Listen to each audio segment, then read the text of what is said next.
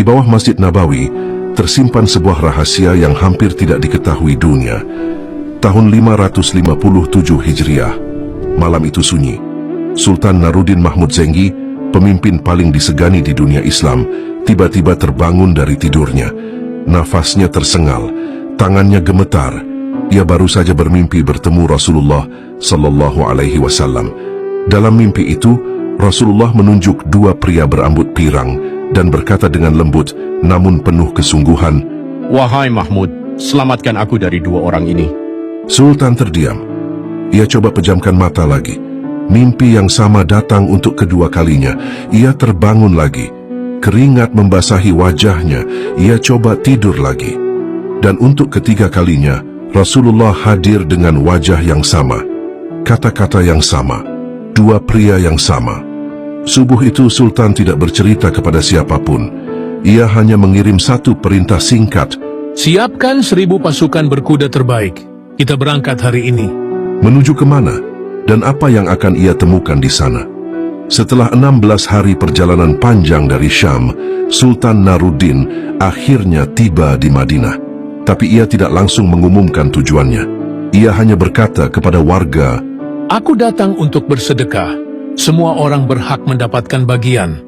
Satu persatu wajah penduduk Madinah ia perhatikan dengan seksama. Mencocokkan dengan dua pria dalam mimpinya. Ratusan orang lewat, tidak ada yang cocok. Hingga Sultan bertanya kepada gubernur, Masih adakah yang belum mendapat bagian? Semua sudah, wahai Sultan. Kecuali dua musafir dari Andalusia. Jantung Sultan berdegup kencang. Kedua pria itu dibawa menghadap.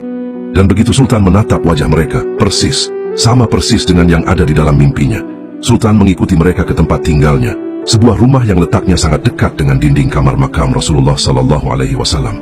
Saat masuk, kaki Sultan menginjak sesuatu yang terasa aneh di bawah karpet. Karpet itu dibuka, dan di bawahnya sebuah lubang besar, ditutup rapi dengan papan kayu.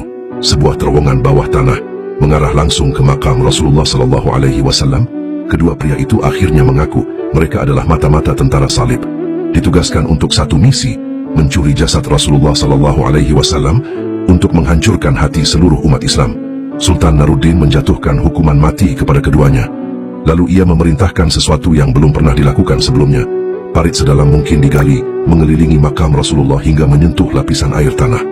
Lalu dituangi dengan timah cair yang mendidih. Timah itu membeku, membentuk benteng bawah tanah yang kokoh, tak tertembus, yang hingga hari ini masih berdiri di bawah Masjid Nabawi. Subhanallah, Allah menjaga nabinya bahkan setelah beliau wafat. Kalau kisah ini menyentuh hatimu, share sekarang.